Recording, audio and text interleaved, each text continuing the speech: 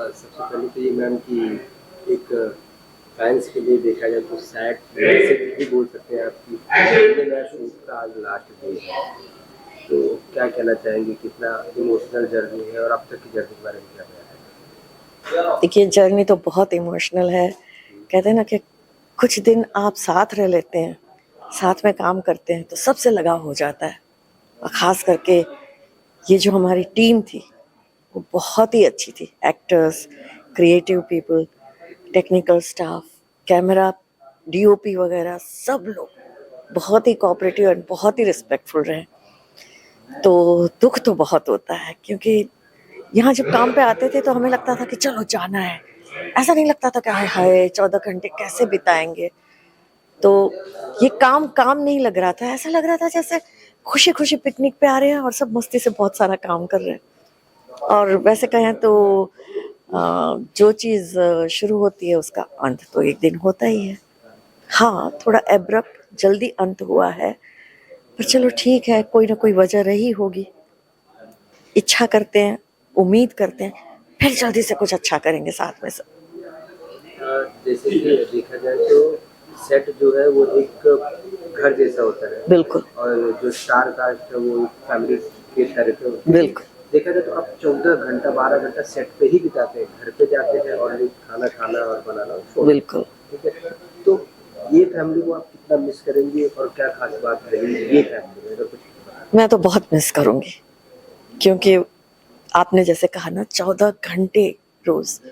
And घर पे जो जितने घंटे बिताते हैं उससे ज्यादा यहाँ बिताते हैं, और घर पे जितने घंटे होते हैं उसमें ज्यादा टाइम तो सोने में बिताते हैं। तो काफी टाइम से जैसे घर वालों से थोड़ी दूरी सी हो गई है, ऐसा लगने लगा है। लेकिन ये फैमिली बहुत अपनी लग रही है, खास करके साक्षी और गुंजन, मेरी दोनों बहुएं बहुत प्यारी है। और जैसे कहते हैं ना, एक एज के हिसाब से भी मुझे दोनों बहुत बेटियां जैसी लगने लगी है। और बहुत प्यार करती है, बहुत इज्जत देती है, बहुत ख्याल रखती है। तो मैं ये सब तो बहुत मिस करूंगी। अगर हेड ऑफ द फैमिली की बात किया जाए, क्योंकि आप हेड ऑफ द फैमिली ही है, तो एक जो एक मोमेंट होता है हेड ऑफ द फैमिली का, जो आते हैं और मतलब एक होता है ना कैरेक्टर के अलावा भी कि मम्मी या डैडी या जो भी है वो खाना साथ में उठना बैठना, तो उस मोमेंट को आप किस नज़रिए से देखती है? देखा जाए तो मतलब है कैरेक्टर वाली फैमिली, बट रियल से ज़्यादा रियल, क्या कहना चाहेंगे? जैसे near real normal routine life में होता है वैसी ही फैमिली है ये अगर मेट्रो सिटीज के कुछ परसेंटेज घरों को माइनस कर दो तो बाकी सब इंसान की यही जिंदगियां हैं, है ना। हर घर में दादा दादी का इम्पोर्टेंस होता है। और उसके बाद बेटे हैं, वो अपने फादर की बात नहीं टालते हैं।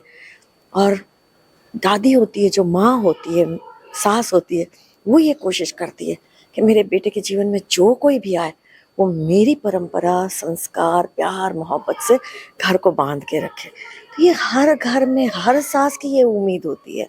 और आने वाली बहू नई पीढ़ी की है, तो उसे कितना भी प्यार, मोहब्बत, संस्कार सब कुछ हो, फिर भी उसके अपने कुछ तौर तरीके होते हैं, कुछ इच्छाएं होती हैं। और उनकी कुछ एक अलग घर से आई है, अलग ग्रूमिंग होती है, तो उनके लिए मुश्किल तो बहुत होती है। तो मैं तो समझती हूँ कि बहुओं के लिए ज़्यादा मुश्किल है ये काम, एडजस्ट करना। तो ऐसे ऐसे हम शोज बनाते हैं जिसमें हम फैमिली में आपस में कैसे एडजस्ट करना चाहिए, कर सकते हैं, ना एडजस्ट करने से क्या क्या होता है और उसके क्या उपाय करने चाहिए। अगर बात करें तो जैसे कि आपने फैमिली की काफ़ी तारीफ कर दी, ठीक है, तो उसमें से कुछ ऐसे पॉइंटर्स जो आप अपने बेटे और बहू में देखना चाहते हैं जो इससे सिमिलर है, जो ये लोगों में मिलता हो?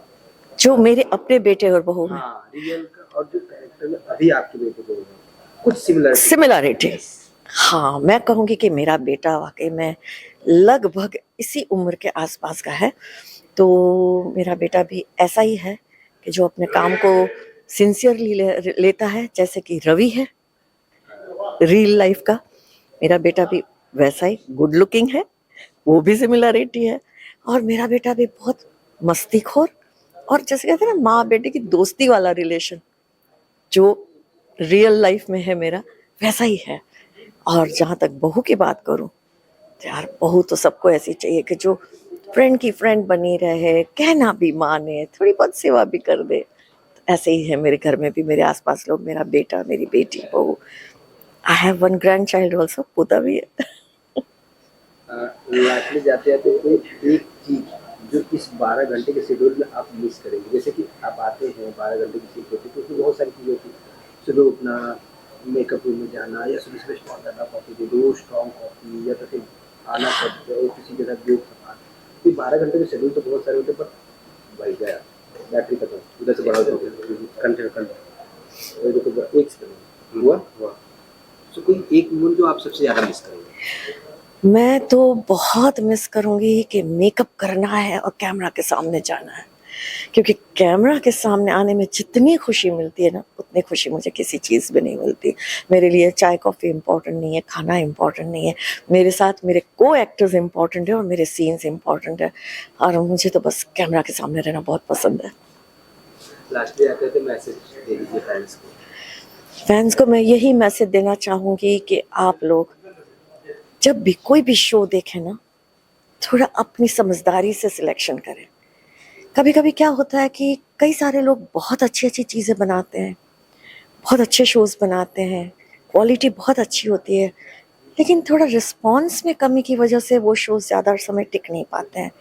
तो मैं चाहती हूँ कि देखने वाले हैं ना, वो भी यहाँ से भी ग्रो करें और अच्छा बुरा सही गलत के हिसाब से शोज़ का सिलेक्शन करें।